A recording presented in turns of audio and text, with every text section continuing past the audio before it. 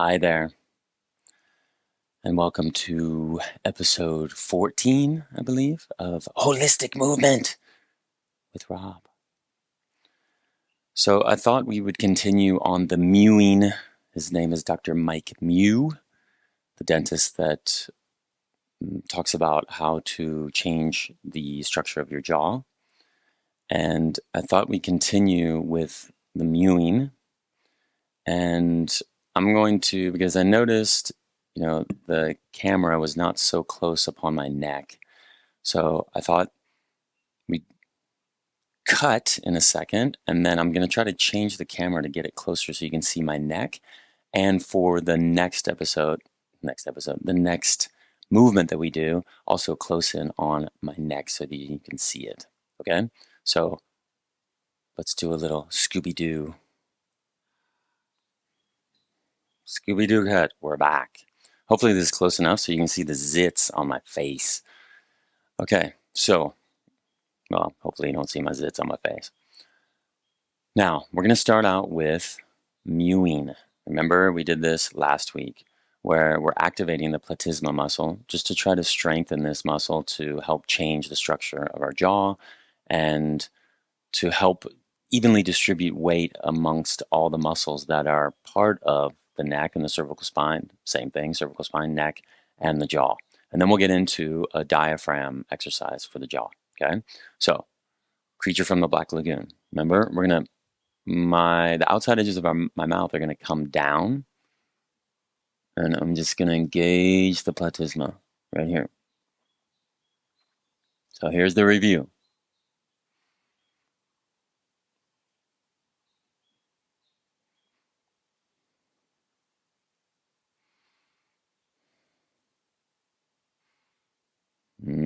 Okay, go and relax. Wow. Now, mine was really shaking because I've been doing this. I just did this before in the last filming of the last episode, so it's actually pretty tired. Okay, what about you? Hopefully you're doing this in front of a mirror and you've been practicing this for the past week. I just thought we'd review it before we get into the diaphragm of the mouth. Okay, so let's rest here for a second, feel that, and feel free to stop the video and do more if you would like.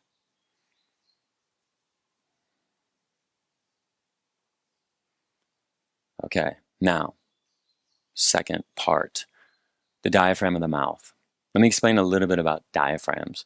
So we have a few diaphragms within our body, and a diaphragm can be defined as a horizontal sheet or sheet of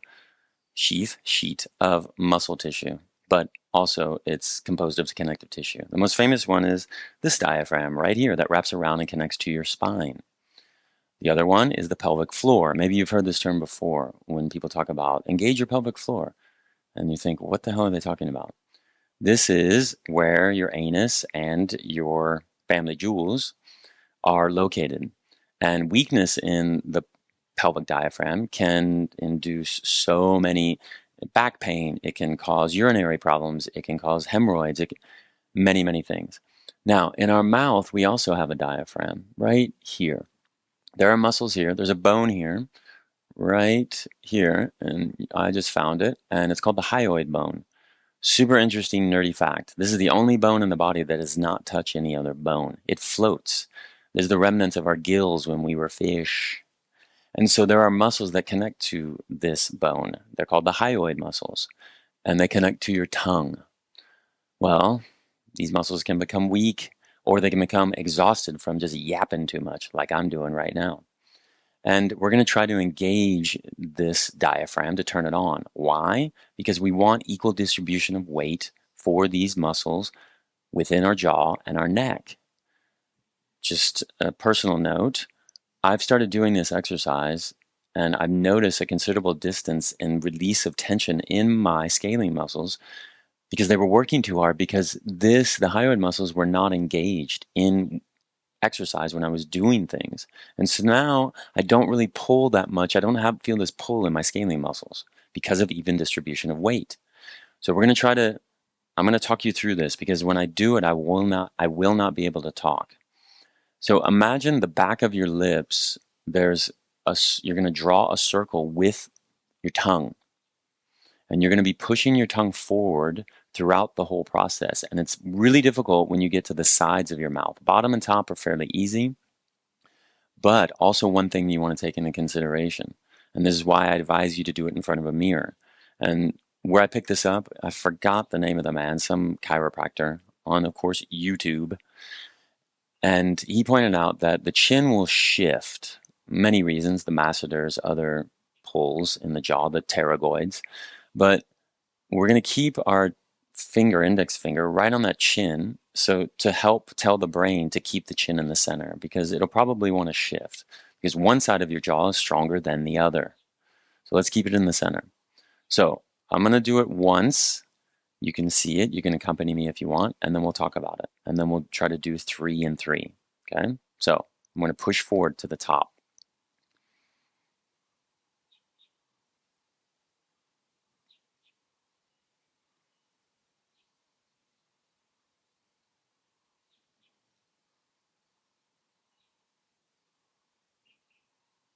Okay. Now, that was super difficult for me. I don't know about you, but it puts a lot of effort into the tongue and the hyoid muscles to turn this on, turn all of those on. And so we're going to try it again. We're going to do 3 times clockwise. We'll rest in between, then we'll do counterclockwise. If you want to keep the finger here, you can. I'm going to take mine away, but if you see my jaw deviate, put in the comments, you deviated, you deviator. Okay, here we go.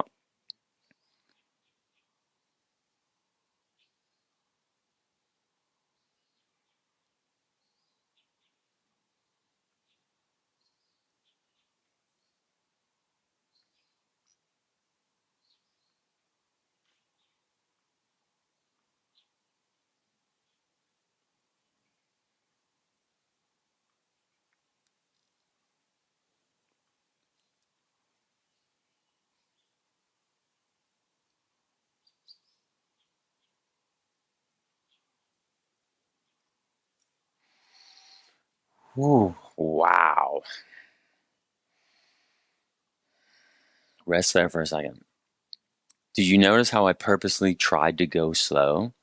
The slow blade pierces the shield. We're going to go counterclockwise.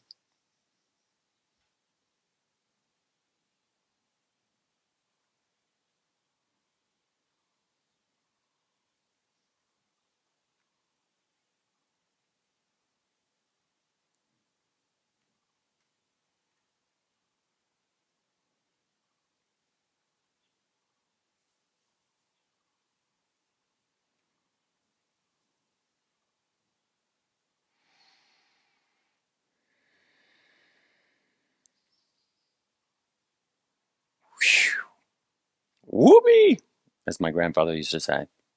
That was exhausting. Now, I don't know if you noticed this, but I forgot to breathe. And so I had to remind myself to breathe at that third time on that third revolution. When you do this by yourself, which hopefully you are, and the doctor was recommending 20 times a day, wow, that's a lot. Anyway, when you do it, don't forget to breathe. Okay? So we're going to do another Scooby-Doo fade out. And I want you to lie on the floor and rest.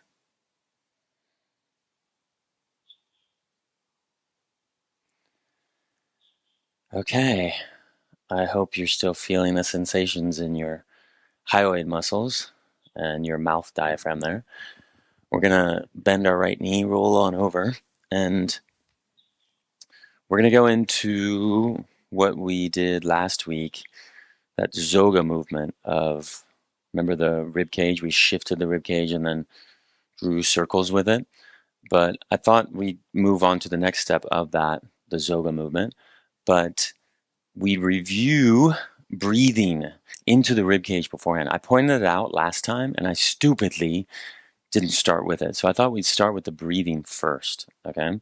And you can sit any way you'd like. You could also lie down. I'm just going to do it so you can kind of see it here, because if I'm lying down, you won't be able to see me that well. Well, the rib cage, I should say.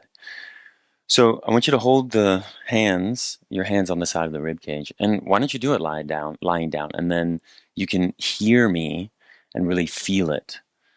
But if you want to do it sitting, feel free to. But what we're going to do, place the hands on the sides of the rib cage. You can place them lower if you want. I'm trying not to tense my shoulders. You notice that my shoulders are internally rotated here.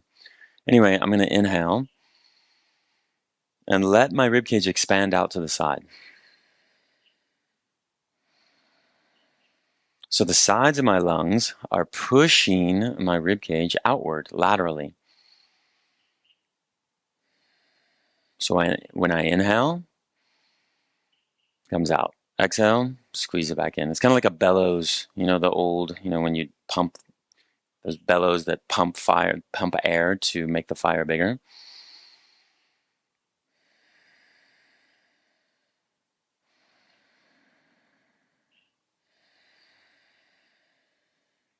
If you're not able to do that, maybe you want to stop the video and really concentrate on it and feel.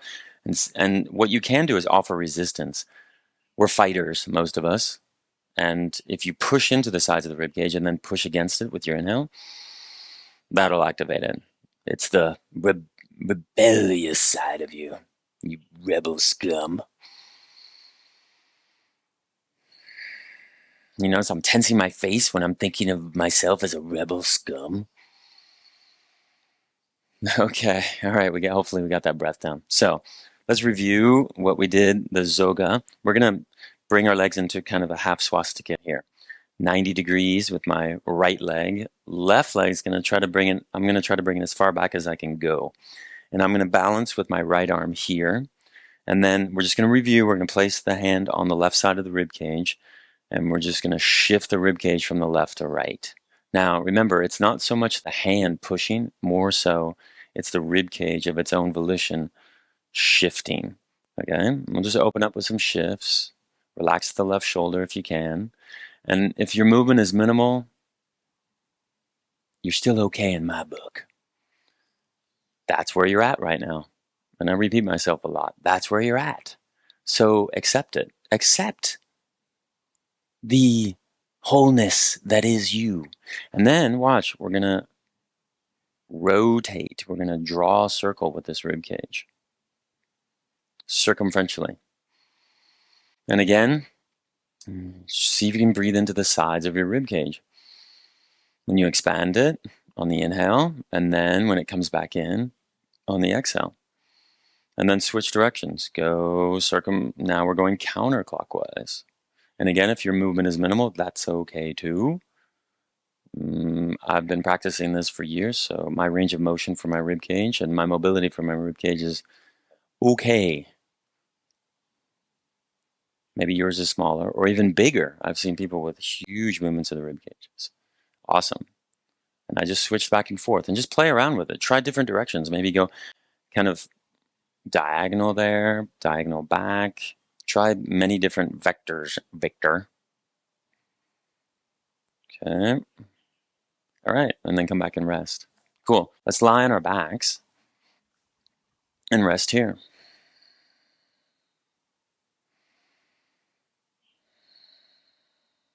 Take one more breath.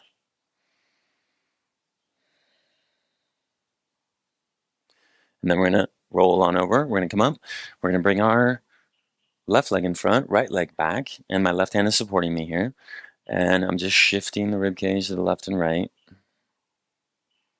Okay, and I feel it like I talked about it last week. I feel it more on the top of my iliac crest. That's the top of the pelvis on the left. Maybe you feel it differently. And then if you want to draw some circles just to get that rib cage mobile. Going mobile. Woo! Play the tape machine. Okay. Who are you? And we're just drawing. And then try different force vectors. I'm adding a little bit of rotation to it. And just experiment. Experiment with different movements here. Yeah. And notice where you feel it throughout the body. The pulls upon your sacrum, upon your pelvis. Okay? All right, let's stop here. Let's lie on our backs. We'll take a quick break, and then we're going to move into the next stage.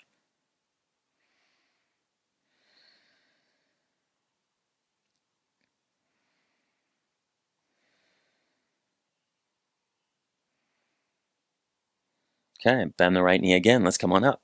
So we're going to go back and bring our right leg forward, left leg as far back as it can go. And then, watch this, I'm going to place my hand like this on my pelvis, okay? So my fingers are touching my ASIS, and I'll put a picture up here of the pelvis so you can see it, the ASIS, and my thumb is on the back, okay? Now, what I'm going to do is I'm going to bring the top of my pelvis forward into an anterior tilt. So the top of the pelvis, pretend there's an arrow coming out of the top of it, and the arrow is tilted forward. Then the pelvis tilts backwards. That arrow goes backwards.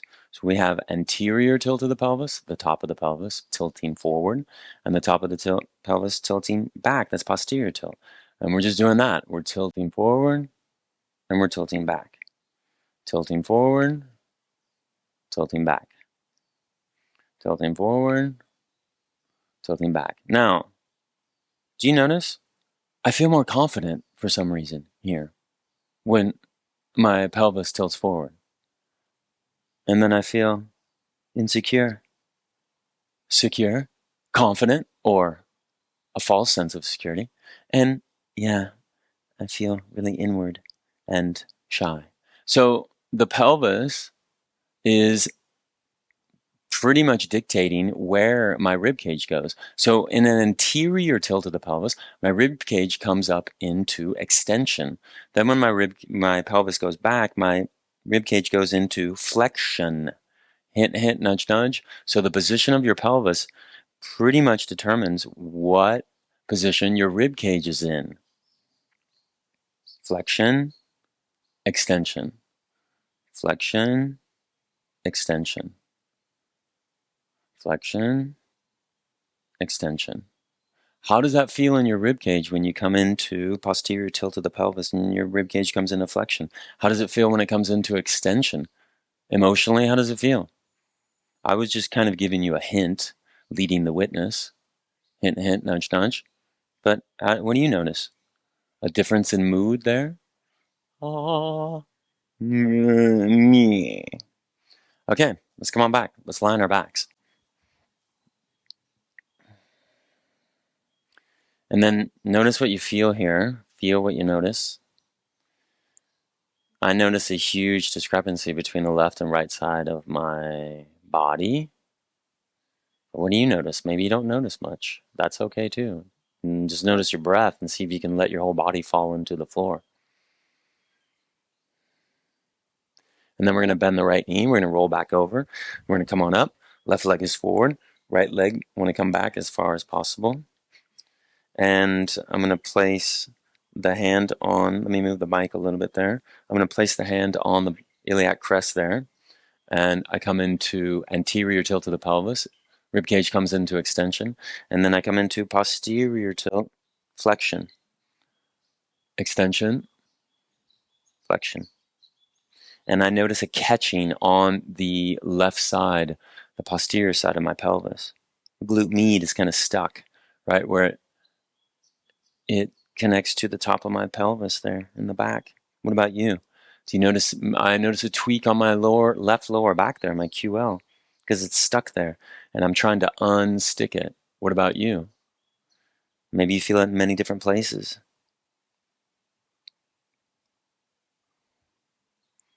And if you're having a lot of difficulty with this, sorry I didn't bring it up. I brought it up last week. Place a block underneath, and that way you can sit a little bit more comfortably. My apologies. Probably you're never going to watch this me again because I wasn't pointing that out in the beginning. I'm sorry I lost you. There we go.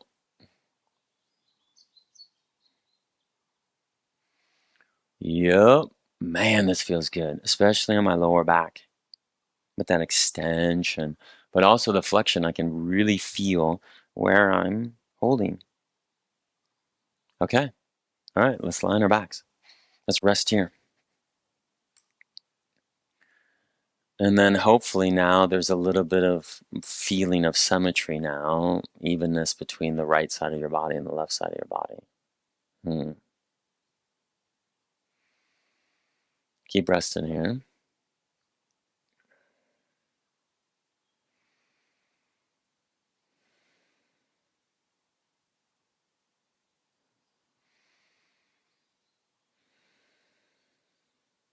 Okay, let's bend our right knee. Excuse me, I'm so sorry. Wow, I'm sure that didn't sound good in the mic there. Anyway, why don't we, last week we did the School of Silly Walks. So I thought this time, why don't we teach the whole hip joint how to draw circles and how to initiate the movement from the hip and not the leg. So this is basically the movement. Let's say this is your hip. You're going to draw a circle like this. Here's the pivot point, and we're just going to draw circles with our whole leg. Now, if you're having trouble with this, and I'll point this out again, if you're having trouble completely straightening the leg when you do this, bend the knee. And you can completely bend the knee if you want, if it's too much weight. Okay? So we're going to lie down. I'm going to show you from a few different angles. Let's do this angle first, and then I'll switch around, of course. So what I'm going to do is I'm going to stabilize with my left leg, and I'm going to, if you can you see my foot there? It's in plantar flexion. That's the toes away from the nose, right? Because I want to offer an anchor with my left leg, so then the right leg can pivot really smoothly, and the pelvis does not move. We want to stabilize. Okay, I'm going to bring my arms out to the side, all right? And I'm going to actually make sure that my pelvis is in a good neutral position before I even start. Sorry about that. I'm going to bend my right knee. I'm going to bring my leg up. Now, you'll probably notice I can't completely straighten my leg. It's okay. This is where I'm at. I'm going to bring my toes down, okay? And then this is how small the circle is. There's not a big movement here. I'm just going to draw a clockwise circle with my hip. I'm initiating the movement from my hip. And I notice it's a lot more challenging when I come medially towards my spine.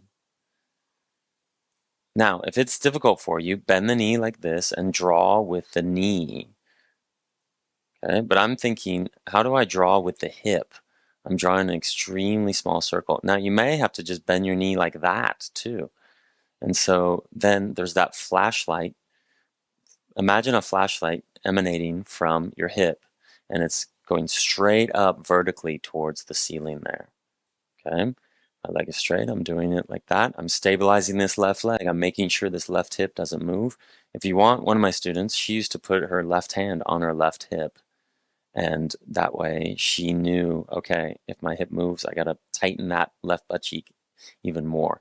Let's switch now. We're going to do counterclockwise. Okay, if you're getting tired, I know I was talking a lot while we were drawing those circles. If you're getting tired, stop.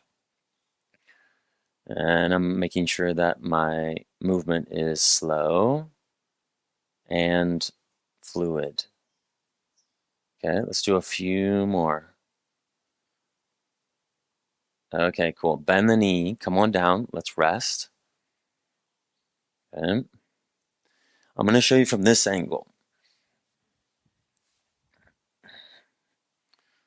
I'm going to stabilize with my right leg.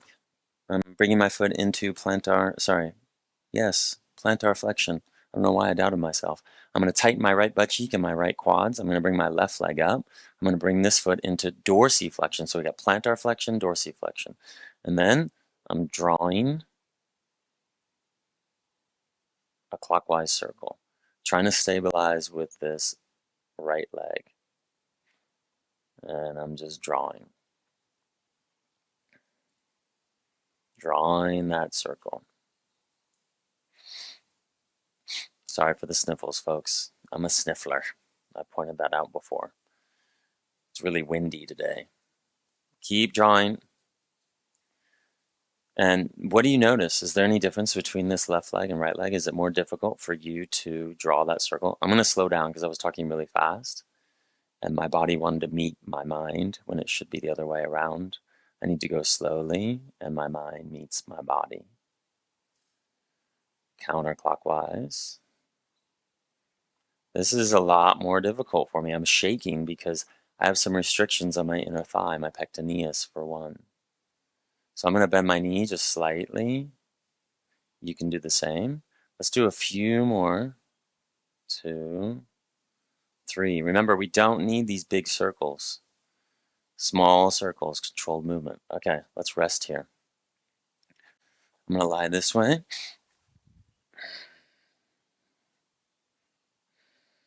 And let your body fall. Notice what you feel in your hip joints, especially where your femur goes into the pelvis. Those are the hip joints. And what do you notice? I feel a lot of warmth there. And just feel it. I just feel the connection. Feel. Take the time to feel your body. Please. I'm begging you.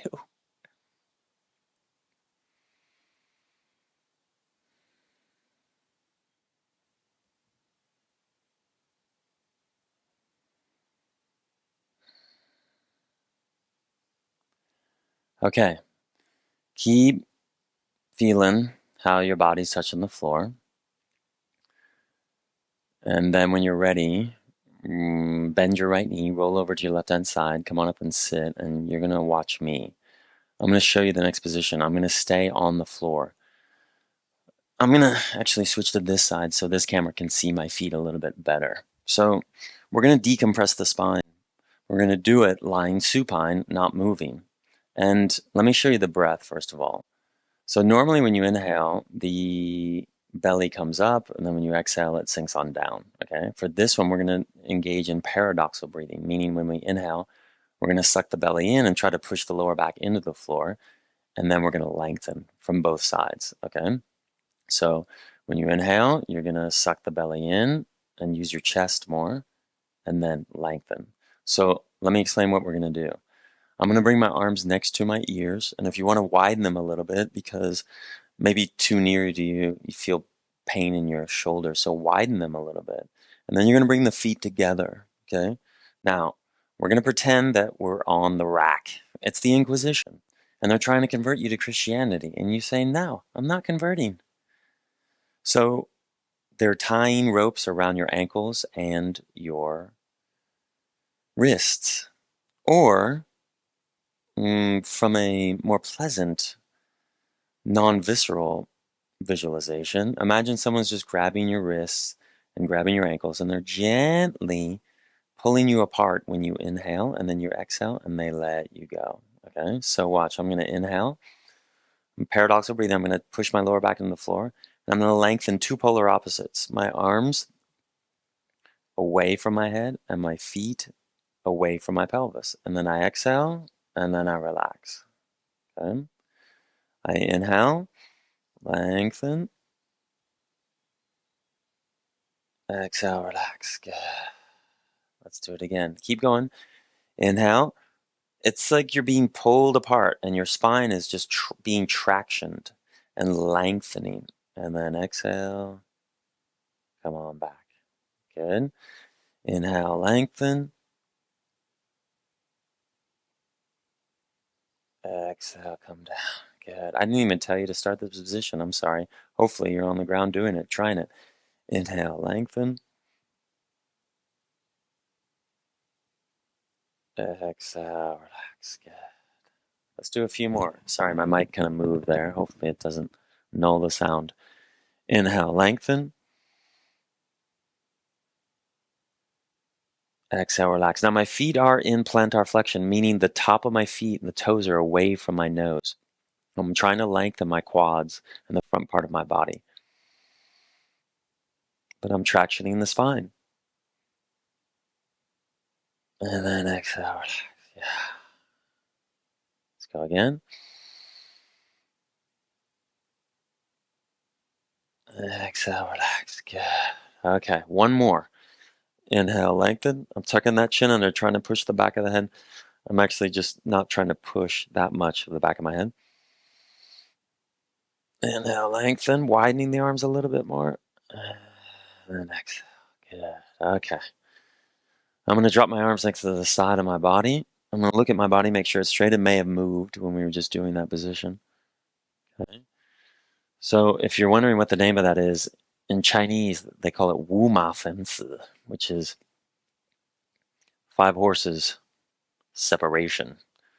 So in ancient China, to execute someone, yeah, they would tie a rope around one limb, 4 limbs, and then one rope around the head, and then boom, giddy up, horsey. Yep. So to leave you with that visceral representation, imagine your limbs being pulled, but let's say those horses are gentle, and it's instead of killing you, separating you, let's say that they're just gently pulling and creating space, all in the joints of your hips and your shoulders, and just letting those drop. So when you inhale, you're expanding. Those horses are kind of gently pulling away, and then exhale, they're coming back. And yeah, these horses love you. Good horsey. And let your body fall, and let the joints create space using your breath. And I'll see you next week. Keep falling into the floor.